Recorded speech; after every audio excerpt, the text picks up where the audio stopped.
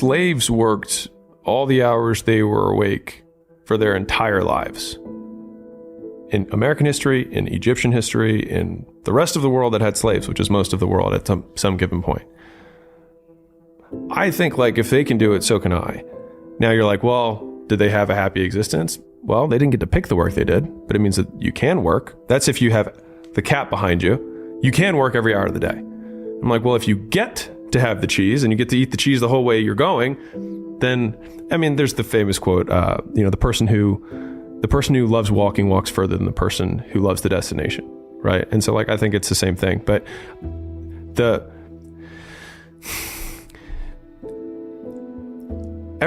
so many people want to project their idea of what they think your life should be like onto you. And it's just completely irrelevant. It just doesn't matter. Like if all I did, if I weren't married, right? Because people are like, okay, well, he is married and like I am in shape, but I also just like working out.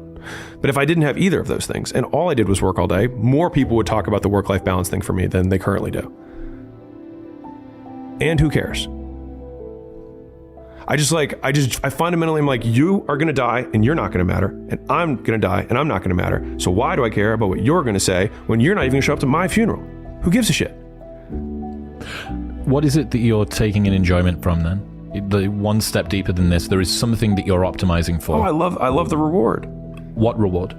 The micro rewards I get every day. Like of operating a business. Of all things business related. Yep. So I love writing the book about business. I love talking to my editor about what we're changing. Oh, that's a really way better way to say it, right? Or I like tweeting about the thoughts that we have. I love doing discussions like this because I talk about my favorite topic, which is business for the most part. And I actually am pretty averse to punishment. I've learned that about me. Like, I do not like it. And when I say punishment in the formal sense, like things you don't like, right? And so like, I avoid them like the plague. I don't do them. And so I just do as many of the things I can that reward me as frequently as possible. But from the outside, to a lot of people, that looks like punishment. Right. Yes. Interesting. How can someone cut through societal expectations, the ways they've dealt with past trauma, expectations from parents, all of the things that aren't their thing? Yeah. How can somebody, because what you've done, again, axiomatically, a priori, this is the thing I want to optimize for. How do people find the thing that they want to optimize for? I don't have a thing. Alex, that's fucking great for you with your business. It just happens to be something else that's at the intersection of making a shit ton of money. Yeah. How do I find And I was lucky with that. Yes. That just happened to be the intersection. Because if I love knitting and I didn't like business, that's a whole separate, because like you can turn knitting into a business, but like if I only like knitting, then there's a way to make a living from that. But to get to the person who's like, how do I find my thing? I'm a big fan of being directionally correct rather than absolutely correct. And so I think what happens is most people are trying to find the perfect answer when they have no perspective from which to make a judgment. They're trying to find the perfect thing to do when they haven't done anything. So how will you have perspective to make a judgment? Like if you try a lot of things in the beginning, which you have to know what your inputs outputs are, decrease your action threshold enough with either a cheese or a cat, whatever you need. Most people have more cats than they have cheese in the beginning. So use the cat to start running towards something. And the thing is the rat, it's so simple. It's like there's cheese here. But what you really just need to know is that there's cheese out there. And there's a cat behind me for sure.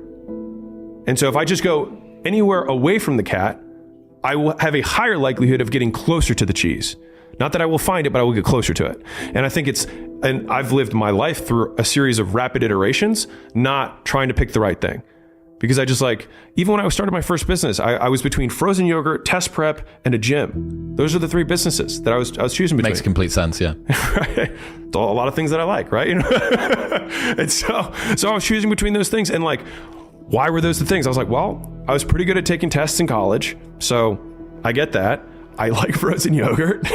And I mean, it sounds simple, but I was like, everybody likes something, right? And I actually didn't know that I was going to like business. That's the crazy thing. Because also, when you and I were younger, Instagram wasn't there. YouTube, none of this shit existed. And entrepreneurship wasn't cool yet.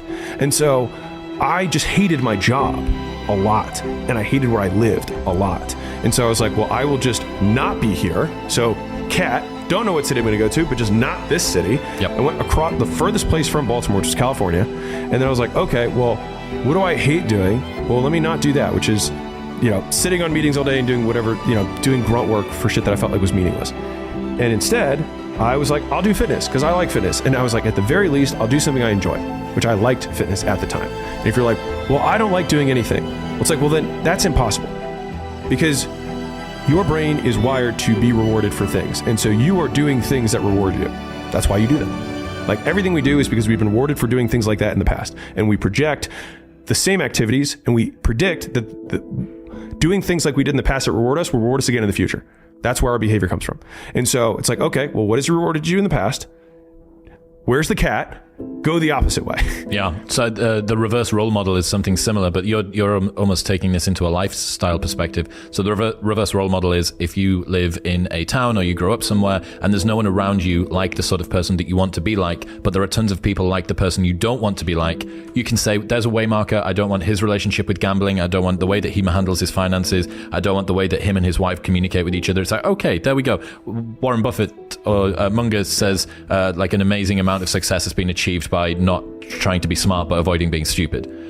So there's your way markers there. But what you're saying is that this is almost like a abstracted lifestyle version of this. These are all of the things that I hate to do.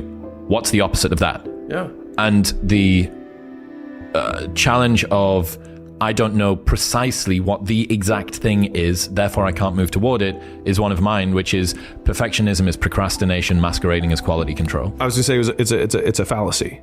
It's a decision-making fallacy. It's the same. This is why investor frames can be so useful. Like if you're looking for the perfect investment, you won't find one. There's always downsides.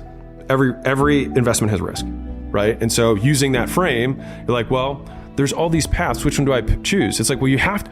The one thing that's guaranteed is if you keep the money, it will go down in value because it'll inflate, right? So not investing is the only way guaranteed to not get a return on your investment. Is that the fact that inflation exists, do you think that's a useful motivating force for business people? You know, you could imagine a different form of world economics where, you know, like embedded growth obligations weren't there and like whatever, you know, inflation didn't happen. Do you think that sort of motivates people to actually be like, oh fuck, like I need to do something with this money. I can't just sit and leave it in the bank. I think it would motivate investors. Yes. More, yeah. Yep. But I mean, the business people would just like probably keep more coins in their vault and just keep transacting. Who's that Scrooge McDuck? Yeah, they'd be less likely to deploy capital faster. Because if you feel like there's a cost of capital that's higher for keeping it, like letting it sit there, then you have a higher urgency to do something with it.